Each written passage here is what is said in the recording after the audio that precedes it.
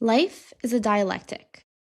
It can be delicate yet hearty, uneventful yet hurried, monotonous but capricious, capable of being upended in an instant.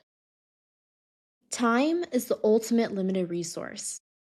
Regardless of the circumstances that we are born in, everyone has 24 hours in a day to create a reality we love waking up to.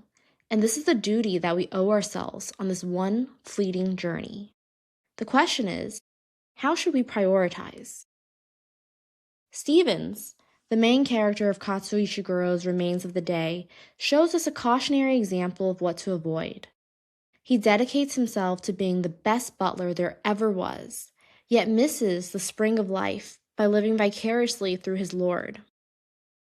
He shows us how his title becomes a cage, as he allows his position to constrain him from the endless possibility of life. One of the aspects that he prides himself on is admissions to the Hayes Society, which claimed to admit butlers of only the very first rank. Much of the power and prestige it went on to gain derived from the fact that, unlike other such organizations which have come and gone, it managed to keep its numbers extremely low, thus giving claim some credibility. In order to join these ranks, Stevens conditioned himself to neglect his own needs and potential, to sacrifice his inimitable individualism and embrace the qualities of an inorganic title. But are the sacrifices you make to your essence and being for affirmation from society enough to justify self-effacement? Does it have to be true that a butler could never dream of romance and enjoy novels about love? That a butler could never choose himself and marry a member of staff, as that would violate every sense of decorum and professionalism? Through conditioning himself to fit into the social construct of a butler, his mind adhered to classist boundaries that he never dared to step outside of. The true cost was a life rich with experiences. Being part of a society, private member club, or any other exclusive organization satisfies the tribalism in our egos.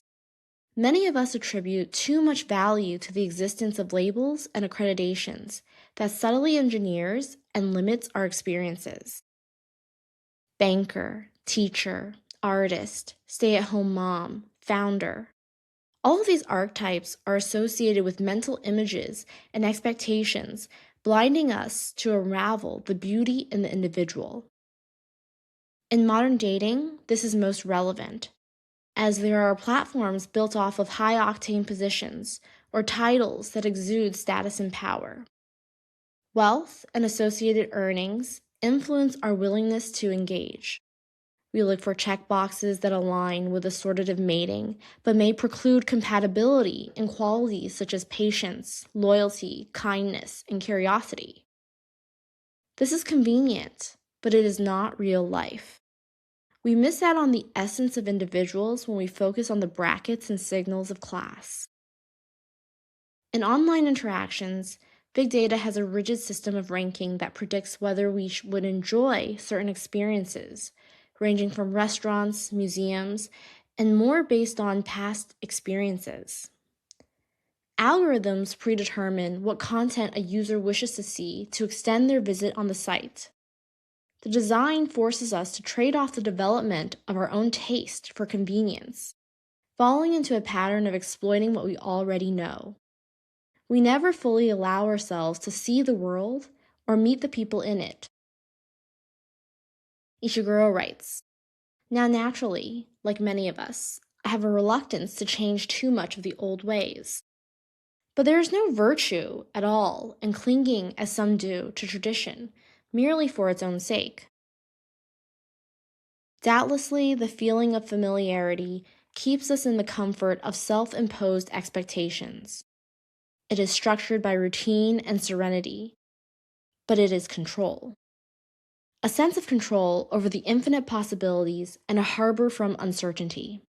We forget that in uncertainty, the universe brings opportunity. This is yet another reminder Stevens provides. The value of idleness. In the world today, people rarely move without noise, robbing themselves of the chance of introspection. The evening's the best part of the day, You've done your day's work. Now you can put your feet up and enjoy it. If Stevens never took this drive through the English countryside, these reflections on self-ignorance would have remained buried in the remains of his day. Being alone with our thoughts can be a rarity in the modern era, where we walk with headphones blaring music, podcasts, and strangers' thoughts collide with our own at 1.5 or 1.8x speed.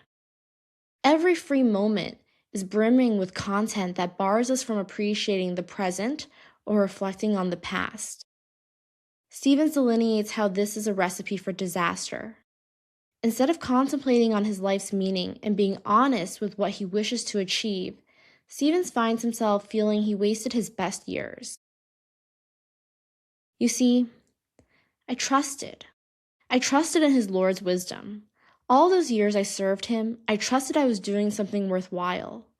I can't even say I made my own mistakes. Really, one has to ask oneself, what dignity is there in that? The most important relationship is the one we have with ourselves. His dedication to being a butler never made space for him to cultivate an honest relationship with himself, and that is one of the origins of his regret. It is not until the autumn of his life that Stevens realizes giving his best to Lord Darlington was folly, for he now has nothing left to give. He feels drained and wasted because his existence is a litany of could-haves and what-ifs. Though he doesn't dare to utter it, regret fills him as his life did not turn out quite as he had wished. He realizes he should have chosen his own path, found a purpose to live for, instead of just living for someone else. He should have reflected on the silence because those interstitial moments held the potential to realizing what would unlock the path meant for him.